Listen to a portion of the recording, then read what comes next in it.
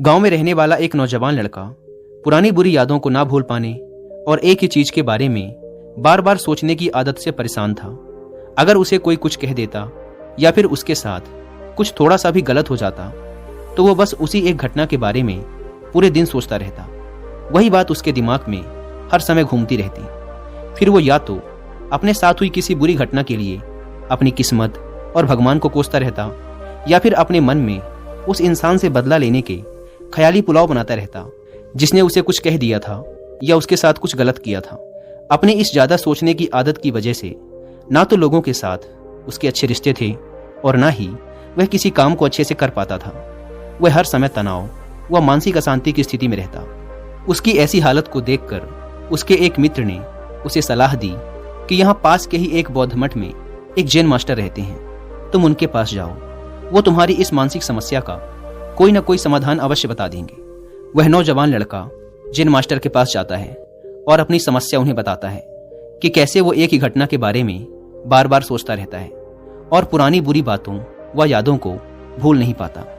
लड़के की समस्या सुनने के बाद जैन मास्टर वहां से उठकर मठ के अंदर चले जाते हैं। जैन मास्टर का बिना कुछ उत्तर दिए यूं उठकर चले जाना लड़के को कुछ अजीब सा लगता है, लेकिन वो फिर भी वहीं बैठा रहता है। थोड़ी देर बाद वह देखता है कि जैन मास्टर मिट्टी की गिलास में पानी भरकर उसकी तरफ चले आ रहे हैं। जैन मास्टर लड़के के पास आकर खड़े हो जाते हैं तो लड़का भी उनके सामने खड़ा हो जाता है। जैन मास्टर लड़के से पूछते हैं, बताओ इस गिलास का वजन कितना होगा? लड़के ने कहा, मैं एकदम सटीक तो नहीं बता सकता, लेकिन इस गिलास का वजन बहुत ही कम है। अब जैन मास्टर ने गंभीर होकर कहा, मेरा प्रश्न यह है कि अगर मैं इस गिलास को थोड़ी देर तक ऐसे ही पकड़कर खड़ा रहूं तो क्या होगा? लड़के ने कहा, कुछ भी नहीं होगा। जैन मास्टर ने फिर पूछा, अगर मैं इस गिलास को इसी तरह 1 घंटे तक पकड़ कर रखूं तो क्या होगा? आपके हाथ में दर्द होना शुरू हो जाएगा। लड़के ने कहा। जैन मास्टर ने फिर प्रश्न किया, अगर मैं इस गिलास को ठीक इसी तरह पूरे दिन पकड़ कर रखूं तब क्या होगा? आपके हाथ में बहुत ही भयंकर दर्द होना शुरू हो जाएगा।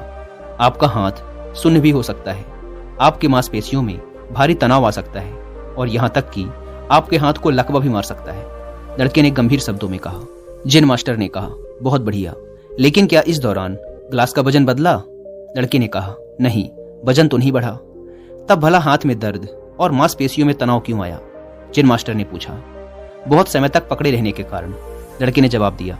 जैन मास्टर ने फिर प्रश्न किया, अब इस दर्द से छुटकारा पाने के लिए मैं क्या करूं? ग्लास को नीचे रख दीजिए। लड़के ने कहा। जैन मास्टर ने कहा, बिल्कुल सही, और जीवन की परेशानियां भी कुछ इसी तरह होती हैं। इन्हें कुछ देर तक अपने दिमाग में रखिए और लगेगा कि सब कुछ ठीक है। उनके बारे में ज्यादा देर तक सोचिए और आपको पीड़ा होने लग जाएगी, और इन्हें और भी देर तक अपने दिमाग में रखिए, फिर ये आपको अशांत व पागल करने लग जाएंगी और आप कुछ भी नहीं कर पाएंगे।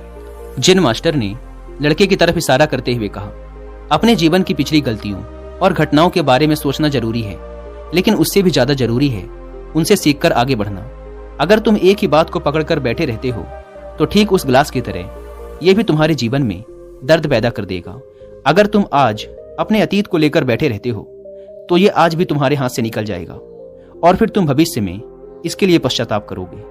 तुम अपने अतीत के लिए जैसा इंसान बनना चाहते हो या फिर जिन गलतियों के लिए पश्चाताप कर रहे हो, तो तुम आज से ही वैसा इंसान बनने का प्रयास करो और कोशिश करो कि आज तुम वैसी गलतियां ना करो जिसके लिए तुम्हें भविष्य में पछताना पड़े। इसलिए चिंता करना बंद करो और अपने आज के कर्मों पर ध्यान दो, क्योंकि चिंता व्यक्ति को उसकी चिता तक ले जाती है। दोस्तों, चिंता करने की आदत को छोड़कर एक खुशहाल जीवन कैसे जिया जाए, इस पर विश्व प्रसिद्ध लेखक डेल कार्नेगी ने एक बहुत ही अच्छी किताब लिखी है जिसका नाम है how to stop worrying and start living, यानी चिंता छोड़ो सुख से जियो। अब तक 10 मिलियन से ज्यादा लोग इस किताब को पढ़ चुके हैं, और अगर आपके पास इसे पढ़ने का टाइम नहीं है तो आप हिंदी में इस पूरी किताब को सुन भी सकते हैं कुकू एफएम ऐप पर। इस किताब में चिंता करने की आदत से छुटकारा पाने के कई सारे तरीके बताए गए हैं।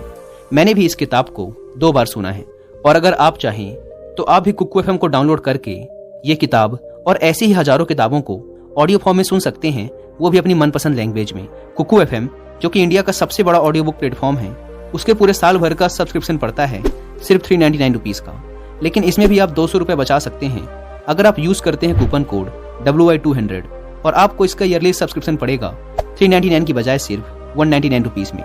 लेकिन जल्दी कीजिएगा क्योंकि यह ऑफर सिर्फ पहले 250 यूजर्स को ही मिल पाता है। ऐप को डाउनलोड करने की लिंक भी आपको डिस्क्रिप्शन एंड फर्स्ट कमेंट पर मिल जाएगी।